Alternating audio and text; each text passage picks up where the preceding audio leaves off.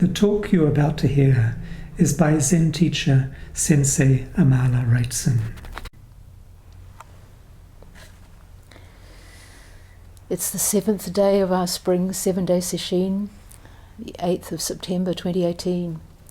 And I'm going to take up another story today from The Hidden Lamp, Stories from 25 Centuries of Awakened Women, edited by Florence Kaplow and Susan Moon. And the story we're looking at today is called Sonin's Shadeless Tree. It's from the 13th to the 14th century, Japanese again. And the protagonist in this story, Mokufu Sonin, appears in our Pool of Radiance chant. For people who are not familiar with this, this is a chant we've created based on one that's been done in Sweden for quite a number of years, in which the names of women masters appear, and also a number of the masters that we're familiar with from the Koan curriculum, but who are not in our particular ancestral line. And using this text, The Hidden Lamp, we've been on and off exploring some of the stories of these women. So our story today, Master Keizan Jokin asked the nun Mokufu Sonin, "The winter is coming to an end, and the springtime is arriving. There is an order to this. What is your understanding?" Sonin replied, "In the branches of a tree without shade, how could there be any seasons?" Keizan asked her, "What about right now?" Sonin bowed. Keizan then transmitted the Dharma robe to her.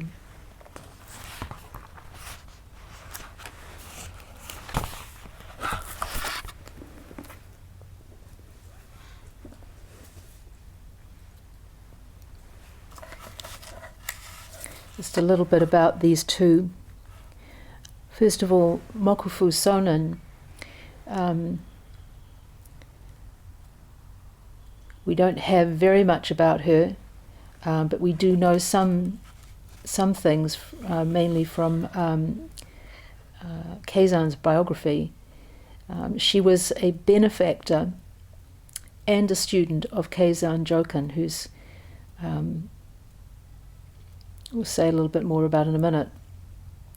She and her husband gave a large parcel of land to Keizan and invited him to found a monastery on the land. Much later she ordained and subsequently also received Dharma transmission from Keizan. Her husband also became a monk, and she was the second woman to whom Keizan gave Dharma transmission, which was, and the first, I'm pretty sure that that up until that time there weren't any nuns who'd been given Dharma transmission in Japan. Later in her life, she became the abbess of Entsu-in, an important Soto convent. Keizan called her the reincarnation of his grandmother, and said that they were inseparable, and they had been for lifetimes. He said that they were as close as a magnet and iron. They had this very deep Dharma friendship. And this notion that Sonin was his grandmother from reborn came from the fact that he had a dream in which his grandmother appeared to him and asked to be ordained.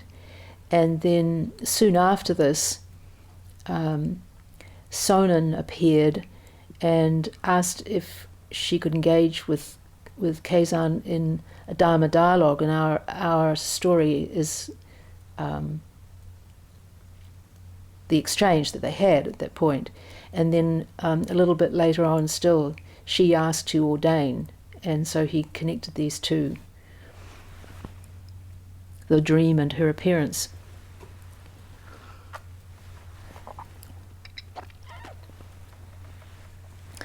Also a little bit about Keizan Jokin. His dates are 1268 to 1325, and he was one of the two founders of the Soto school in Japan. Of course, Master Dogen being the other, and sometimes they're actually referred to as being the father and the mother of Soto Zen in Japan. So Dogen the father, Keizan the mother. And what he especially did was popularize the Soto school, make it more accessible. Dogen had established it, but it was still quite Chinese in form and confined within a few monasteries. But Keizan was to sort of bring it to the people. And he founded, this is Keizan Sojiji, which is still one of the two primary Soto training temples in Japan, along with Eiheiji.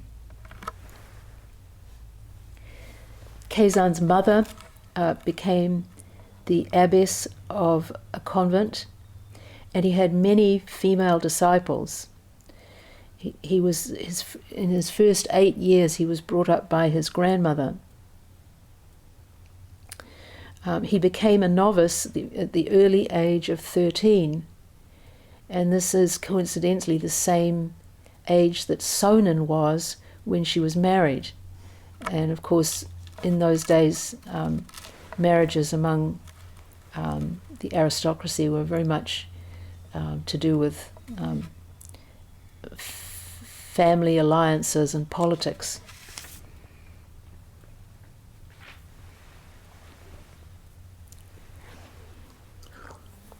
Keizan is, of course, also the author of the Denko Roku, which we've been using lately to look into the figures in our regular long ancestral line. And the Denko Roku is made up of transmission stories, starting with Shakyamuni Buddha and working up all the way to Eijo, who was Master Dogen's disciple and heir.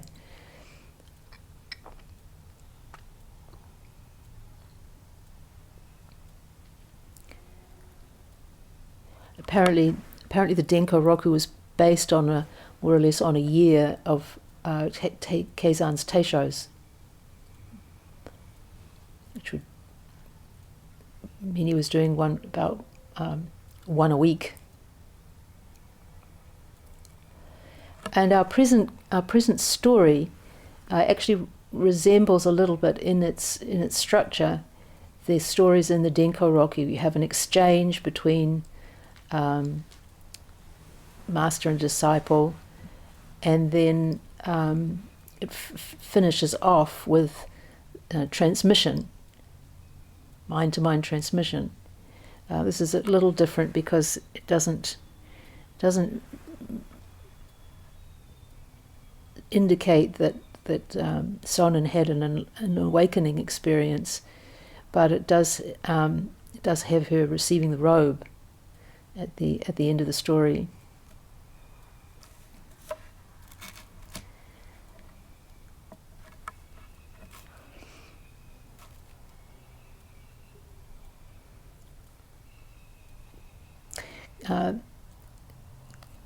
Keizan's grandmother, Myochi, was one of Dogen's first supporters when he returned to Japan. So there's lots of sort of almost familial connections between these various figures. Keizan, in his writing, acknowledged that he owed a great debt to his grandmother, and also he spoke very highly of his mother as well. He said that her constant praying to Kannon was what had enabled him to become a monk. As I mentioned, his mother became the abbess of a convent and a teacher in her own right, and perhaps it was her example that inspired Keizan to teach so many women. This wasn't something that was at all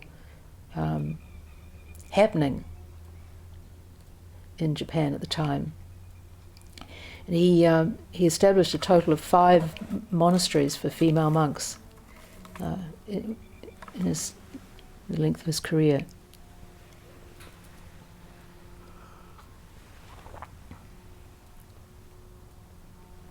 So let's just turn now to our story again. Let's just read it again. Master Keizan Jokin asked the nun Mokufu Sonin, "The winter is coming to an end, and the springtime is arriving. There is an order to this. What is your understanding?" Sonin replied, "The branches of a tree without shade. In the branches of a tree without shade, how could there be any seasons?" Keizan asked her, "What about right now?" Sonin bowed. Keizan then transmitted the Dharma robe to her.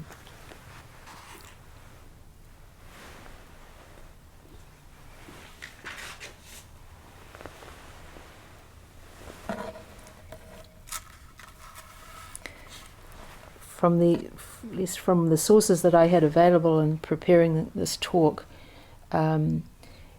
seems to suggest that the first part of this exchange happened when Sonin was quite young. One author recounts her coming to Keizan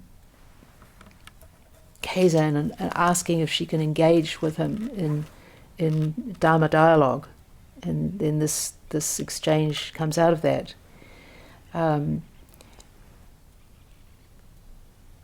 The biographies also suggest that she did receive Dharma transmission, but it happened many years later.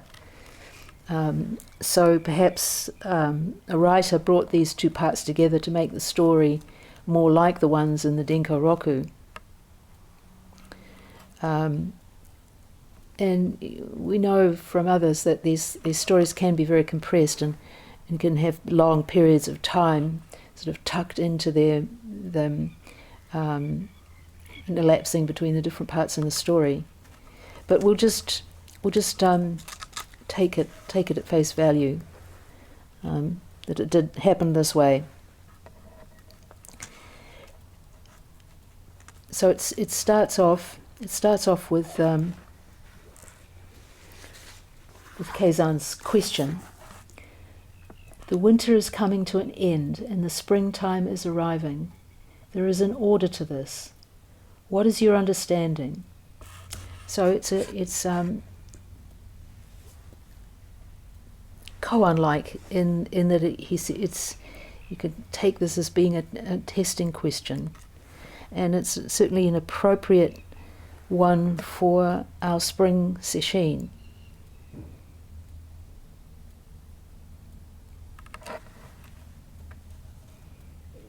It seems mostly this week we've been experiencing the winter part of that pair, but now today, winter becoming spring.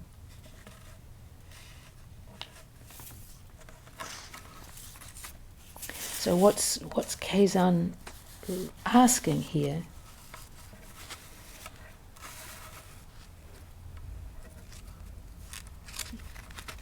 He says there is an order to this spring following winter. Spring follows winter, summer follows spring. We can rely on this. It is one of the ordering factors of our existence.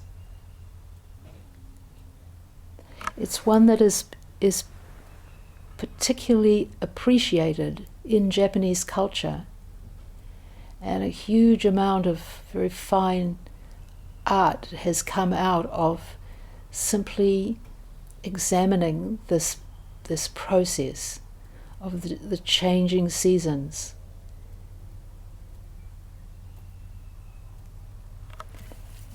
And Sonin here could have just gone along with Keizan and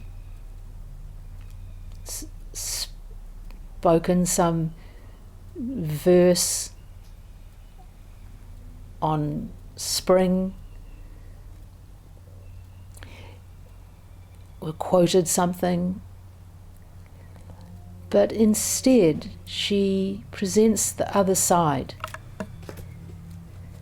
She says, "In the branches of a tree without shade, how could there be any seasons?" The branches of a tree without shade, how could there be any seasons? This is more than just a bare tree. This is a tree without even the tenuous, fine shades or shadows of bare branches.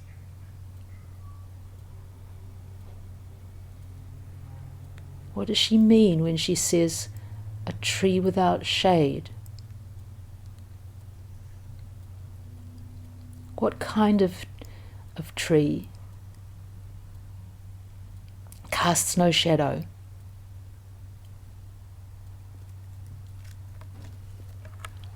This image of the shadeless tree appears in one of the koans in the Hekigonroku, the Blue Cliff Record. It's number 18. The National Teacher's Seamless Monument. And this story is about an emperor who went to visit a great teacher, and it's called the National Teacher because he taught the emperor, and asked him a question. The National Teacher was on his deathbed, he was about to die. And the emperor said to him, "After 100 years, what will you need?" This is a polite way of saying, after you die, what do you want me to do or offer? In other words, when you're no longer with us, how can we express our appreciation for you? And the National Teacher said, "Build a seamless monument for this old monk." So one of the points of the koan is to see what he might be meaning by a seamless monument.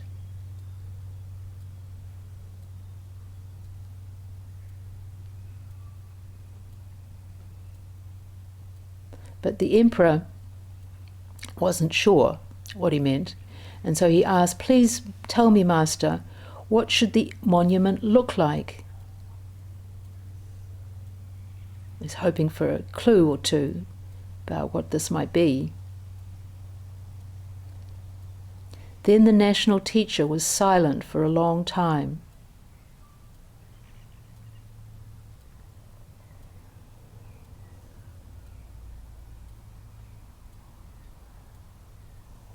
Then he asked, "Do you understand?"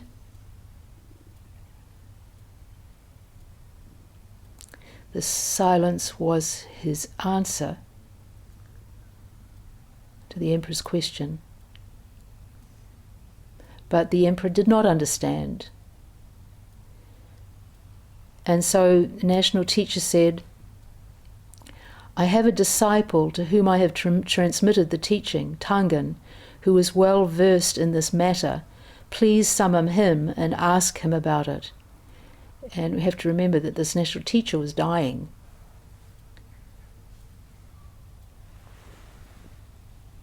So he passes the task on to his disciple.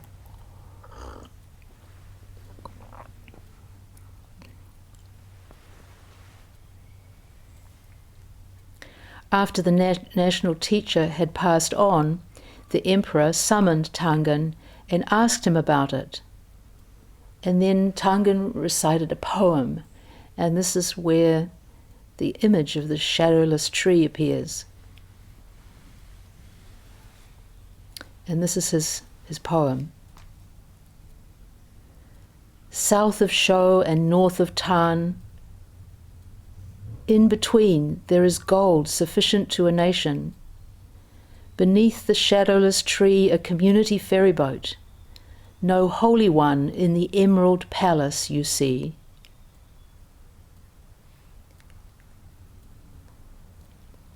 So I have to just unpack this a little bit. South of Sho and north of Tan. This would be like us saying from Cape Reinga to Bluff. From Cape Reinga to Bluff, in between there is gold sufficient to a nation. There is gold sufficient to a nation.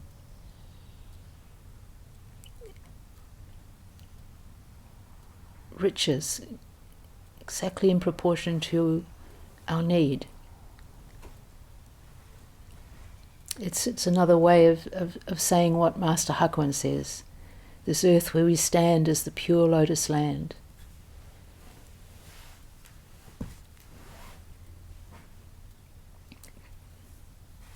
But we wander about on this earth like children of rich birth who are lost.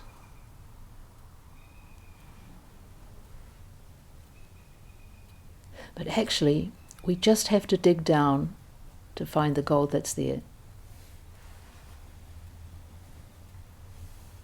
That's practice, just digging down.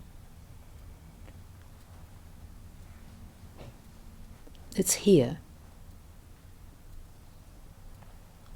in this room, in our hearts.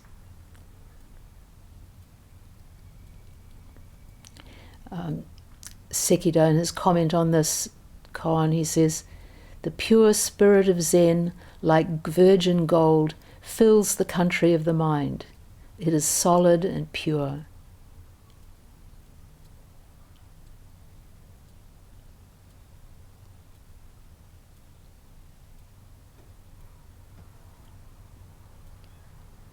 Tangen goes on, beneath the shadowless tree, a community ferryboat. So when you take up this koan, one of the things to do is to see if you can find another way to express this shadowless tree that brings out its meaning.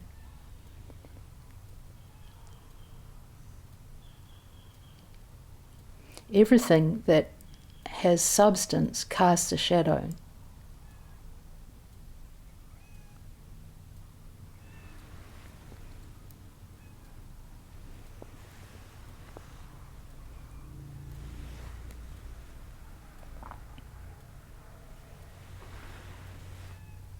But where we are taught in the Heart Sutra that actually everything substantial is fundamentally insubstantial.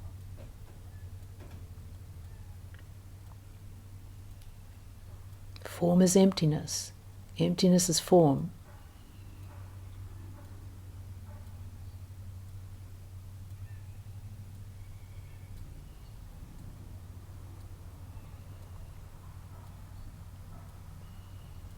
Beneath the shadowless tree, a community ferryboat. This ferryboat is the vehicle that carries us to the other shore, the shore of liberation, enlightenment. And it's important to note that it is a community ferryboat, not a one-person kayak, but public transport. There's room for everyone on this ferry boat. In fact, it only works really if everyone comes along with us.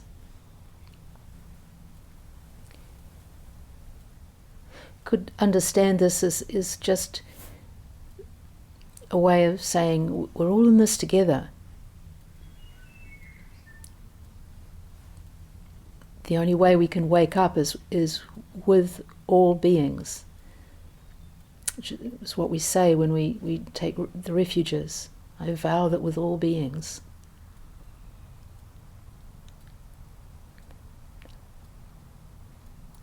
But this ferry boat sitting under the shadowless tree points to the way in which we are all in this together.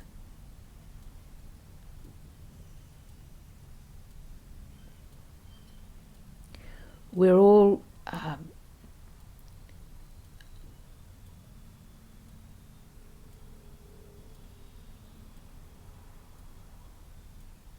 part of this great flux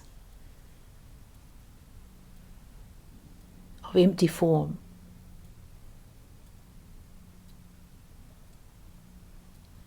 At bottom, insubstantial in the sense that there is no abiding nature to us.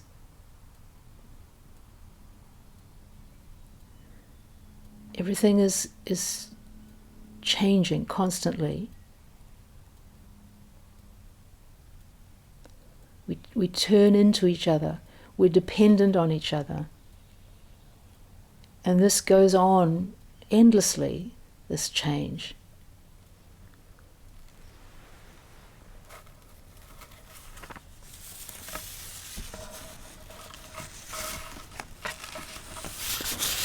This poem ends with no holy one in the emerald palace you see. We get across this to the other shore, to the shore of enlightenment, and there's a beautiful palace there made entirely out of emeralds. We go inside the palace, but we're dismayed because there's nobody home.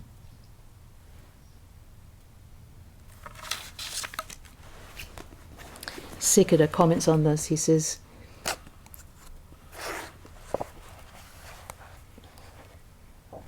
can find it.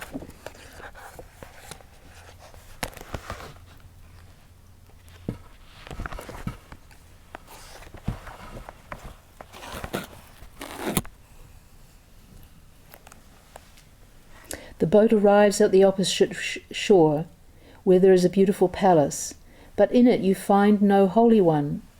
No Buddha, no mind, no thing, is a Buddhist saying. But if you listen intently, you will hear a faint sound of subtle music, which grows louder and louder, and you will come to see the majestic constellation of Buddhas and Bodhisattvas, Shakyamuni, Manjushri, Shamantabhadra, and all the others. Secho makes comments on the various lines of this poem. And the last one, he says, after this line about no holy one in the Emerald Palace, he says, all is finished. The seamless monument is built. He's saying something very like what appears in the Mumon Khan, one of the verses. Before taking a step, you have already arrived. Before the tongue has moved, the teaching is finished.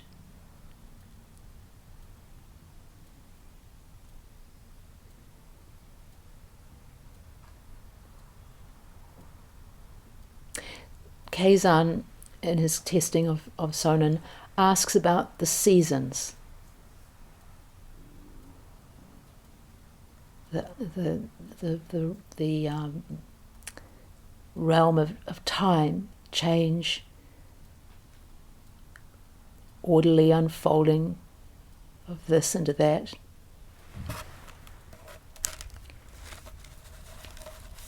This is it's one aspect of our experience. An ancient master said, if you want to know the meaning of Buddha nature, you must observe times and seasons, causes and conditions.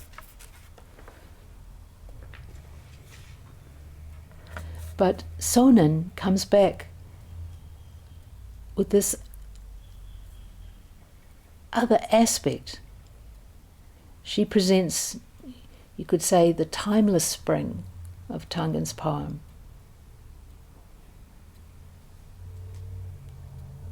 Keizan then asks her, presses her. He says, what about right now? What about now? Forget about this shadowless tree. And this is always the question that we have to address, respond to.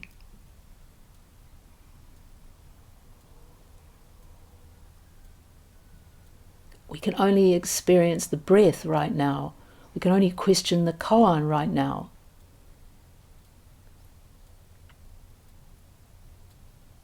And Sonin's response to this question, what about right now, was a bow.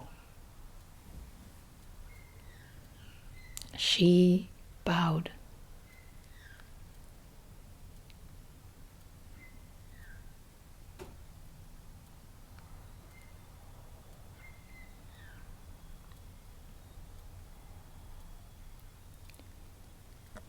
Rashi Kepler used to talk about bowing as lowering the mast of ego. It's like we turn to and acknowledge.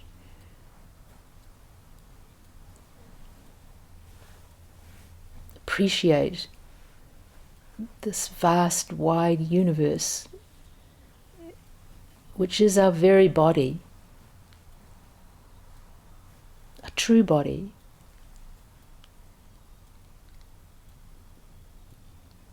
Another verse from the Mumonkan. Lifting his leg, he kicks up the scented ocean. Lowering his head, he looks down on the four dhyana heavens. There is no place to put his gigantic body. Please add a final line here. This is it's quite an extraordinary poem. You think it was written, I don't know, I think 11th or 12th century, when it's so postmodern. Please write the final line here.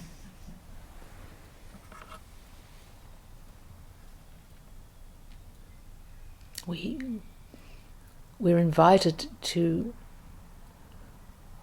write the final line because there is no final line.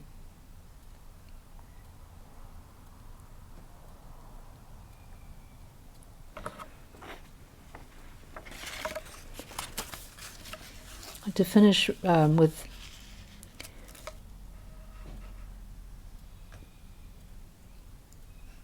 a passage about bowing, and this comes from Barry Lopez,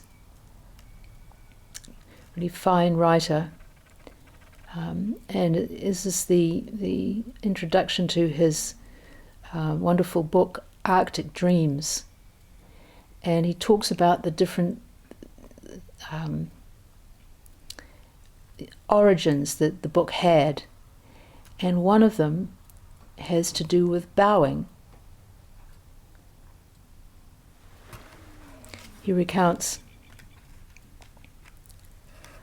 one summer evening I was camped in the Western Brooks Range of Alaska with a friend.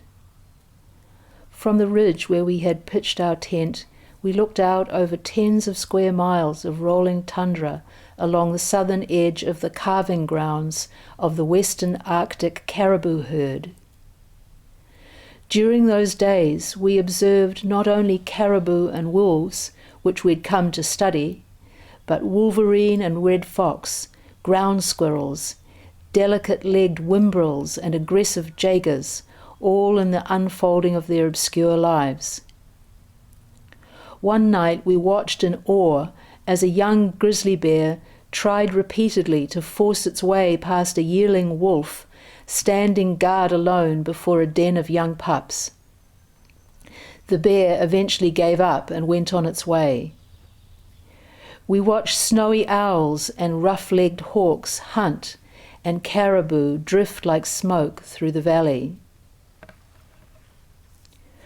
On the evening I am thinking about, it was breezy there on the Ilingnorak ridge, and cold, but the late-night sun, small as a kite in the northern sky, poured forth an energy that burned against my cheekbones. It was on that evening that I went on a walk for the first time among the tundra birds. They all build their nests on the ground, so their vulnerability is extreme. I gazed down at a single horned lark, no bigger than my fist. She stared back, resolute as iron. As I approached, golden plovers abandoned their nests in hysterical ploys, artfully feigning a broken wing to distract me from the woven grass cups that couched their pale, darkly speckled eggs. Their eggs glowed with a soft, pure light, like the window light in a Vermeer painting. I marvelled at this intense and concentrated beauty on the vast table of the plain. I walked on to find Lapland longspurs, as still on their nests as stones, their dark eyes gleaming. At the nest of 2 snowy owls, I stopped. These are more formidable animals than plovers. I stood motionless. The wild glare in their eyes receded. One owl settled back slowly over its 3 eggs, with an aura of primitive alertness. The other watched me and immediately sought a bond with my eyes if I started to move. I took to bowing on these evening walks. I would bow slightly with my hands in my pockets toward the birds and the evidence of life in their nests, because of their fecundity, unexpected in this remote region, and because of the serene Arctic light that came down over the land like breath, like breathing. I remember the wild, dedicated lives of the birds that night, and also the abandon with which a small herd of caribou crossed the Kokolek River to the northwest, the incident of only a few moments. They pranced through like wild mares, kicking up sheets of water across the evening sun and shaking it off on the far side like huge dogs, a bloom of spray that glittered in the air around them like grains of mica. I remember the press of light against my face, the explosive skitter of calves among grazing caribou, and the warm intensity of the eggs beneath these resolute birds. Until then, perhaps because of the sun that was shining in the very middle of the night, so out of tune with my customary perception, I had never known how benign sunlight could be, how forgiving, how run through with compassion in a land that bore so eloquently the evidence of centuries of winter. During those summer days on the Ilingnorak ridge, there was no dark night. Darkness never came. The birds were born, they flourished, and then flew south in the wake of the caribou. I bowed. I bowed to what knows no deliberating legislature or parliament, no religion, no competing theories of economics, an expression of allegiance with the mystery of life. I looked out over the Bering Sea and brought my hands folded to the breast of my parka and bowed from the waist deeply toward the north, that great strait filled with life, the ice and the water. I held the bow to the pale sulphur sky at the northern rim of the earth. I held the bow until my back ached and my mind was emptied of its categories and designs, its plans and speculations. I bowed before the simple evidence of the moment in my life in a tangible place on the earth that was beautiful. I bowed again, deeply toward the north, and turned south to retrace my steps over the dark cobbles to the home where I was staying. I was full of appreciation for all that I had seen. For Barry Lopez, he's really responding to this question, what about right now? And his book becomes a kind of bow to the mystery.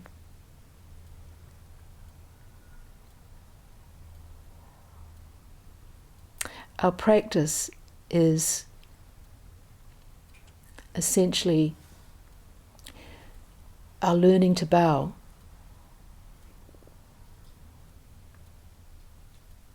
Learning to live in this world as it is, to notice its beauty,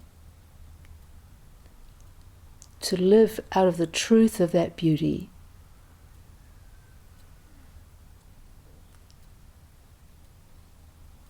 to respond to the suffering that is also there, our own and that of other beings.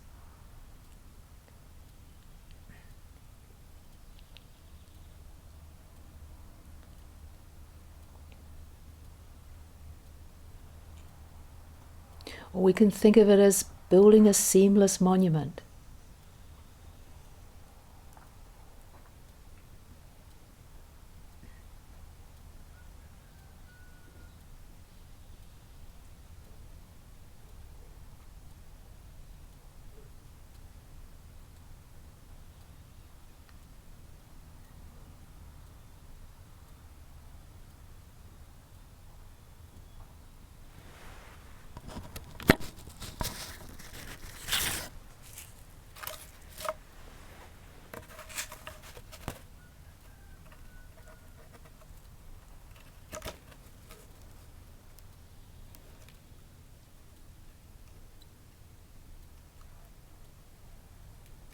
One master said, under a clear sky, my bow extends from the ocean to the mountain waterfall.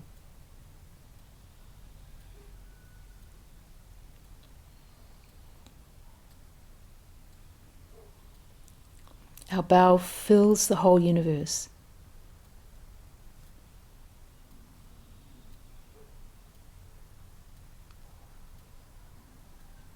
We'll stop here and recite the 4 vows.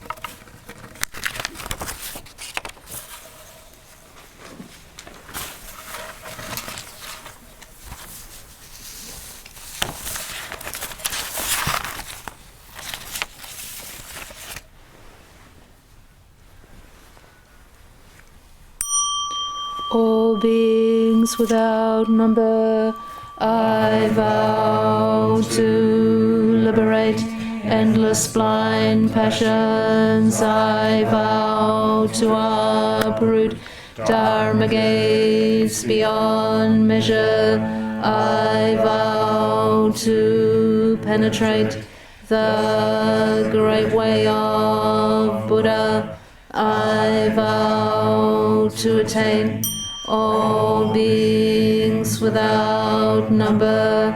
I vow to liberate endless blind passions. I vow to uproot Dharma gates beyond measure. I vow to penetrate the great way of Buddha.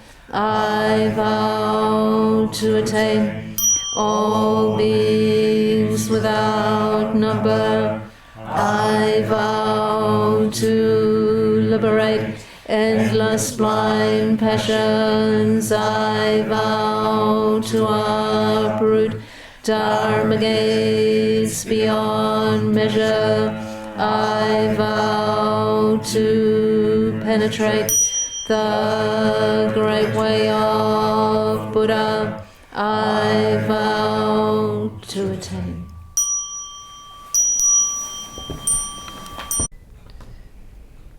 The teaching you have received is offered freely.